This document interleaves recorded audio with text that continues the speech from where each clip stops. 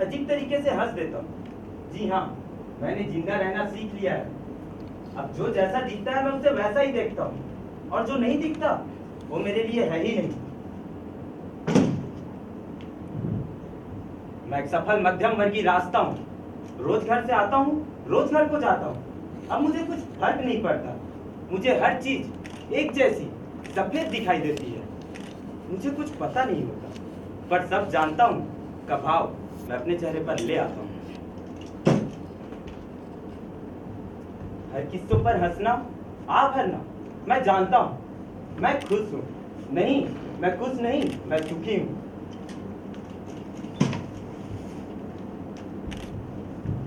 पर एक बात है, मैं परेशान हूँ। अजीब लगता है ना?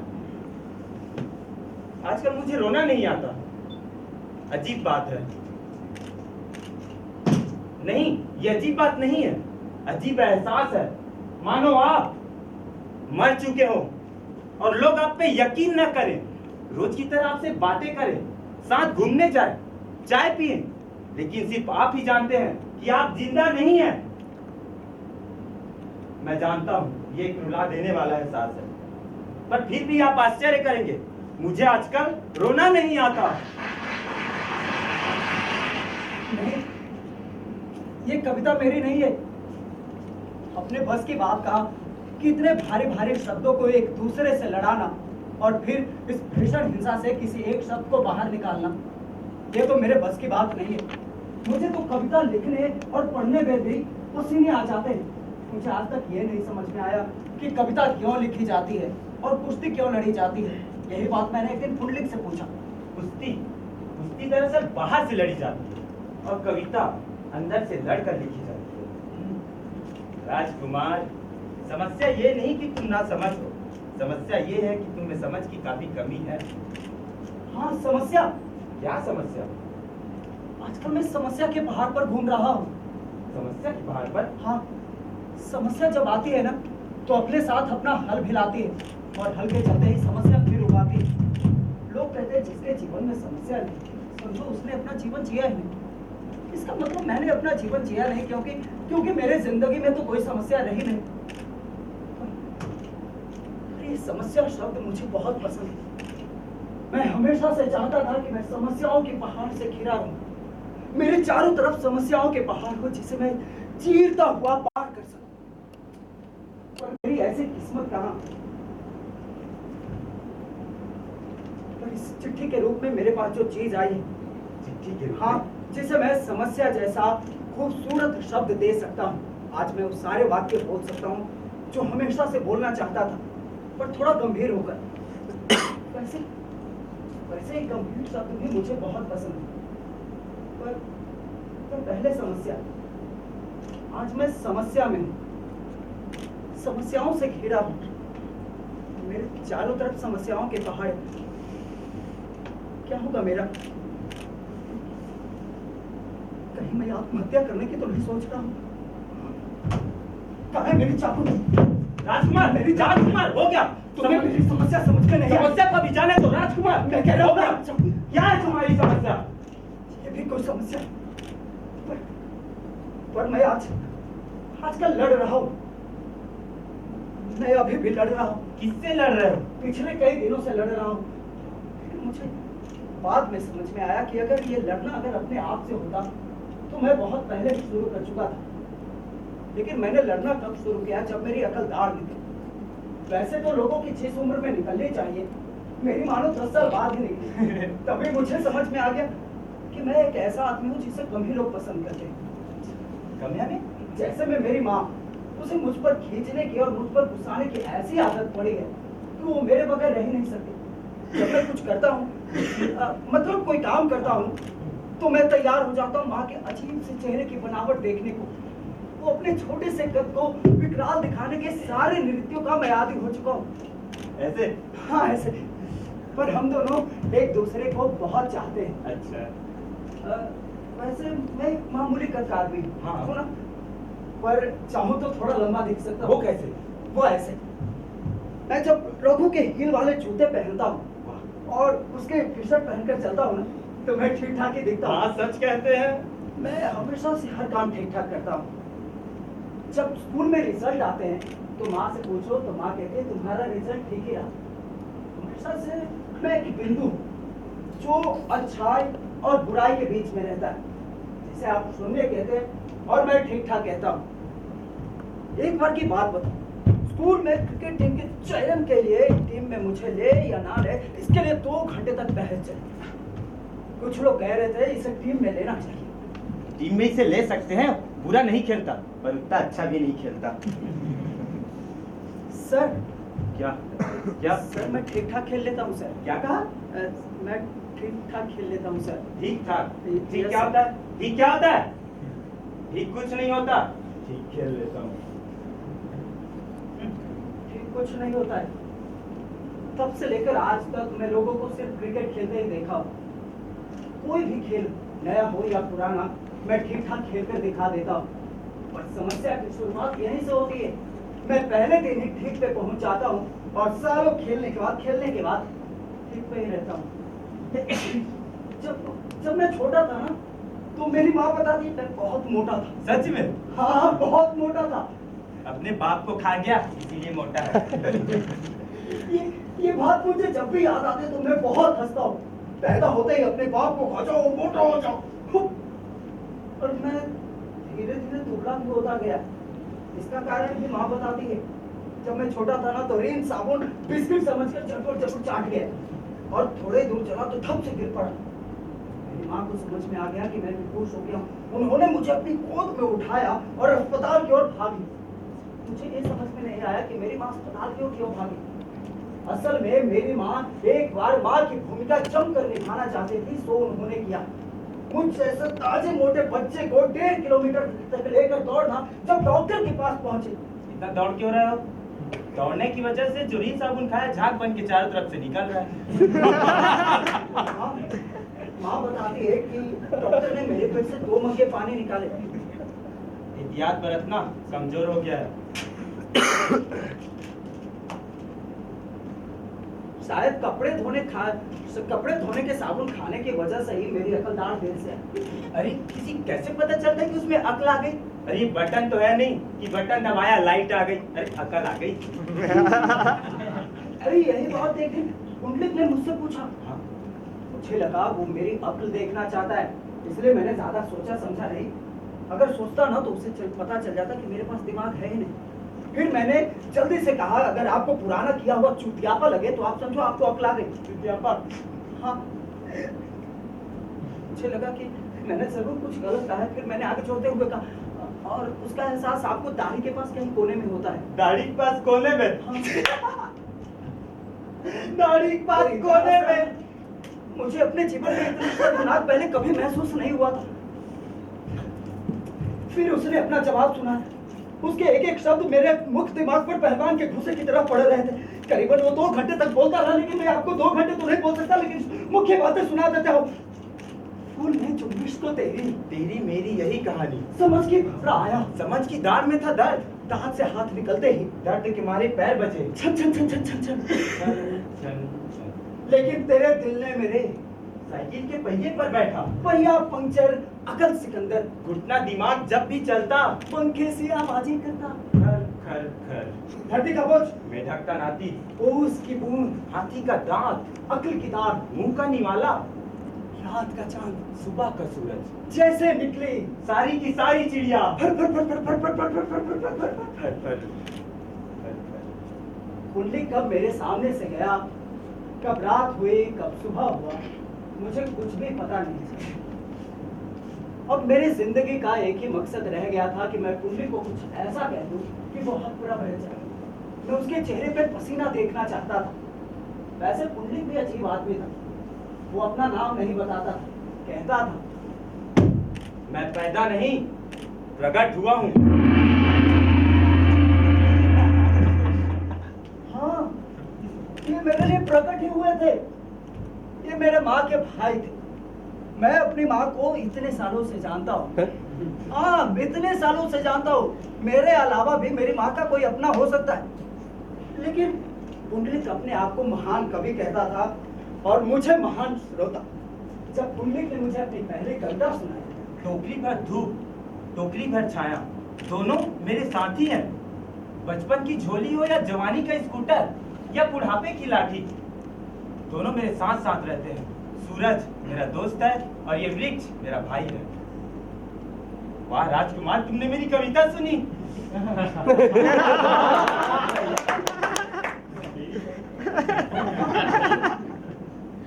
लेकिन पहली कविता मुझे 100 में से 90 बातें समझ में नहीं आई, और जो थोड़ी बहुत समझ में भी आई मैं बोलने में डरता था। कुंडली कहता था कि वो अपनी माँ को बहुत चाहता था।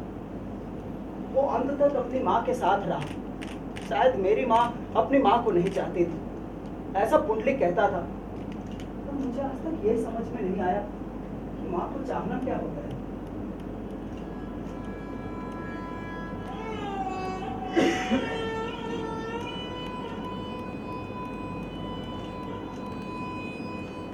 जब मैं अपनी माँ को देखता था तो मुझे वो एक सूखी हुई लकड़ी के समान दिखती थी, जो घर में चुपचाप काम घूम घूम कर निकालती रहती थी।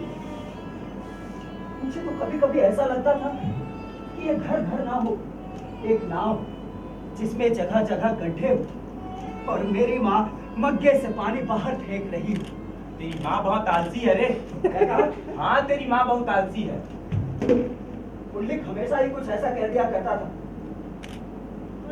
धीरे धीरे मुझे भी लगने लगा कि मेरी माँ सचमुच में आलसी है। अब देखिए, ये बात मेरे नामकरण से सिद्ध होता है। उन्होंने मेरा नाम रखा राजू, जो भारत में हर दूसरे आदमी का होता है। और तो और माँ का वात्सल जागा। स्कूल में दाखिले के वक्त माँ का वात्सल जागा और उन्होंने राजू को आगे बढ़ाकर राजकुमार कर दिया। जब स्कूल में दाखिला ले रहा था तो स्कूल क्लर्क मेरी तरफ देखकर मुस्कुरा रहा था। क्या नाम बताया? राजकुमार। राजकुमार। माँ को लगा कि दोस्त मेरे शब्द का है, पर मेरे ख्याल से हर आदमी को अपना नाम रखने की आजादी होनी चाहिए। सच में।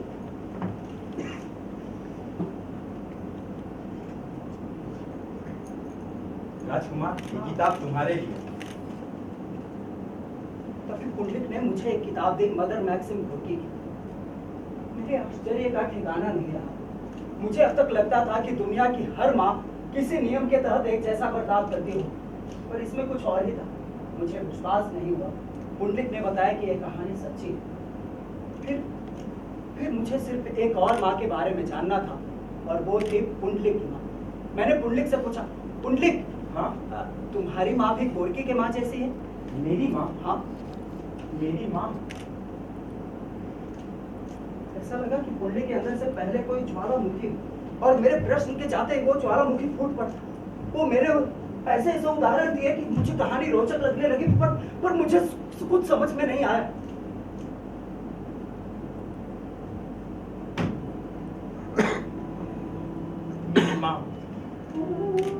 मेरी माँ के अंतिम दिनों में मैं उनके साथ रहता था। मैंने पढ़ना लिखना, घर से निकलना सब बंद कर दिया था। वो अचानक मरी। मैं उन्हें गीता सुनाया करता था। उनकी मौत गीता सुनते सुनते ही हुई। मैं बहुत अकेला हो गया था। तभी उनका मुस्कुराता हुआ चेहरा मेरे सामने आने लगता है, और वो चेहरा एक वृक्ष बन जाता है, और उस वृक्ष के नीचे मैं बैठकर लिखना शुरू करता हूँ।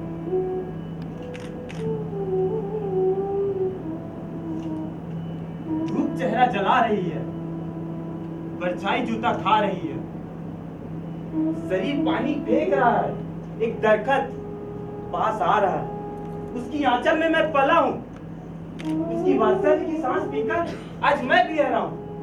आप विश्वास नहीं करेंगे, पर इस जंगल में एक पेड़ है जिसने मुझे सींचा है। मैं उसे माँ कहता हूँ।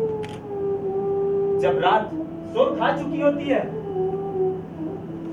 जब घबराहट नींद को रात से छोटा कर देती है, जब हमारी कायरता सपनों में दखल देने लगती है, तो मैं अपने माथे पर उसकी उंगलियों की हरकत महसूस करता हूँ, और मैं सो जाता हूँ। और वो सो गया। मैं अवाक सा बैठा रहा। अच्छा हुआ कि वो सो गया। मैं रोना नहीं चाहता था।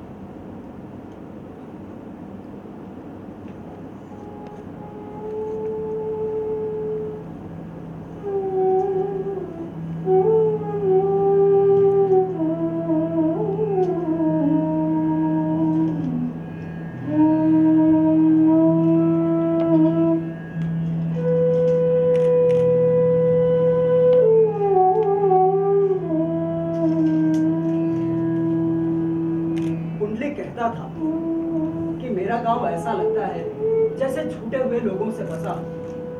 मेरा गांव हाईवे और जंगल के ठीक बीच में था। वैसे मैं सड़क की उस तरफ बहुत कम ही जाया करता था। मेरा काम तो सुबह 5 बजे का होता था। मैं असल में ट्रक के पीछे छोटे छोटे अक्षरों में कुछ लिखने जाता था। इसके लिए पता नहीं, पर मेरे लिए ये अंतरिक्ष में संदेश भेजने जैसा था। मुझे ऐसा लगता था कि मेरा कोई लिखा हुआ संदेश पढ़ रहा है। हम दोनों की दोस्ती काफी बढ़ गई। मैं प्रतिदिन उसके पीछे अपने राधे, पुंडलिक, माँ और रघु की गोपनीय बातें लिख दिया करता था।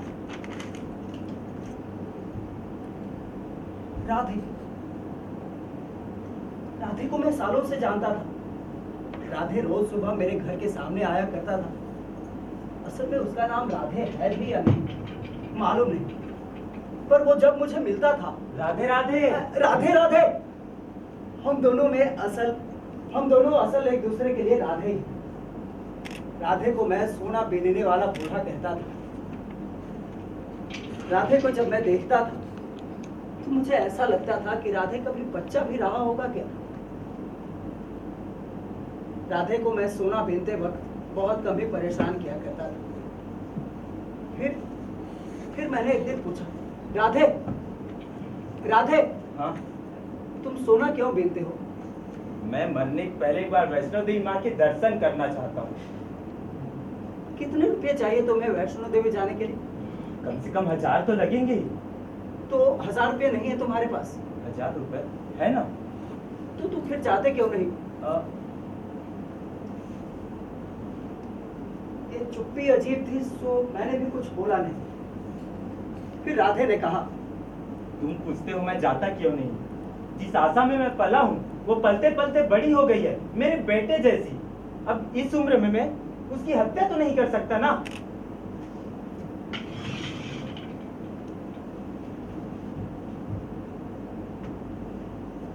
मैंने अपने स्कूल में गांधी जी के बारे में पढ़ा था। मेरे स्कूल के माँ साहब, गांव में टीचर को माँ साहब कहते हैं। वो बड़े नीरस ढंग से गांधी जी के बारे में बताते थे। ना हमें गांधी जी के बारे में सुनने में और ना हमारे माँ साहब को गांधी जी के बारे में बताने में मजा आता था। मुझे तो बिल्कुल भी नहीं, क्योंकि मैं तब तक रघु के विशाल और चमकदार संसार में प्रवेश कर चुका था। रघु रघु नहीं था, वो बहुत ही खूबसूरत था। वो जब चलता था तो उसकी एक अलग अदा थी। वो किसी भारतीय नहीं, किसी विदेशी भगवान की पूजा करता था। वो एक बार बता रहा था कि उसके भगवान में इतनी फुर्ती है कि जब वो सोने जाते हैं तो बटन जैसे ही बंद करते हैं, बल्ब बाद में घुसता, पहले वो सो जाते हैं।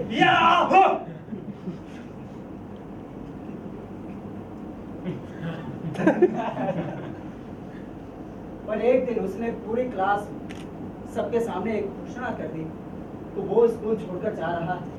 तभी मैंने चिल्लाकर रोना शुरू कर दिया, रघु रघु तुम मुझे छोड़कर कैसे? राजकुमार, राजकुमार हम रघु नहीं है। नहीं रह सकता। राजकुमार हम रघु नहीं, तुम्हारे बगैर नहीं रह सकता। राजकुमार,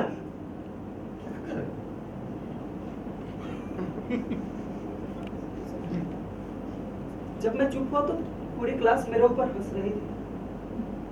मुझे अपना किया हुआ बहुत ही शर्मनाक लगा। मैं क्लास से बाहर चला गया, लेकिन जाने से पहले एक बार रघु का चेहरा देखना चाहता था, कहीं वो भी मेरे ऊपर हंस तो नहीं रहा था। सुबह उठकर राधे से लिपटकर खूब रोया। कोई बात नहीं राजकुमार, ऐसा होता है। मैं भी गांधी जी से जब बिछड़ रहा था, अरे बंद कर, उनकी आंखों में आंसू थे। सब देखो गांधी जी गांधी जी। मतलब वो समझ ही नहीं पा रहा था मैं क्या कहना चाह रहा हूँ। राधे पे मैं पहली बार गुस्सा हुआ था। मुझे बहुत ही बुरा लगा था। मैं सड़क की दूसरी तरफ चला गया और एक ट्रक के पीछे घंटों खड़ा रहा। मैं स्कूल जाना भी छोड़ दिया था।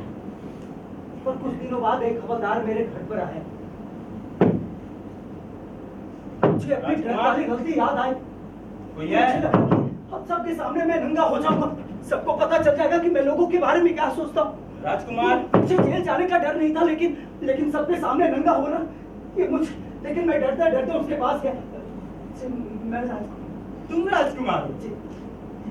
अच्छा, पास आओ, डर क्यों रहे? ये रघु साहब ने तुम्हें देने को कहे थे। जी नमस्कार।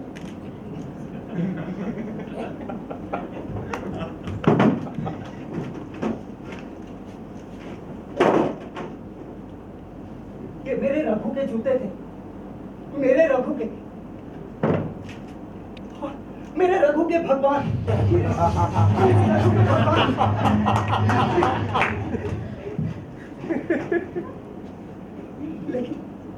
लेकिन मैं जूतों को ज्यादा पहन नहीं पाया।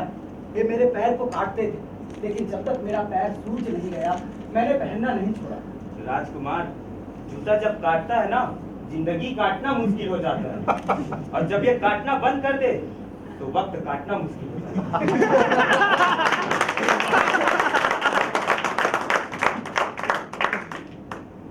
जूते घर के कोने में कई दिनों तक ऐसे ही पड़े रहे। वो कतई घर का हिस्सा नहीं लगता था, पर कुछ दिनों बाद घर ने उसे अपना हिस्सा बना लिया। और ये नेक काम मेरी माँ ने ही किया था। इस लंबे हील वाले जूते को एक गमले का रूप दे दिया गया। जब मैं देखा तो मुझे बहुत ही बुरा लगा, पर मैंने कुछ भी नहीं कहा।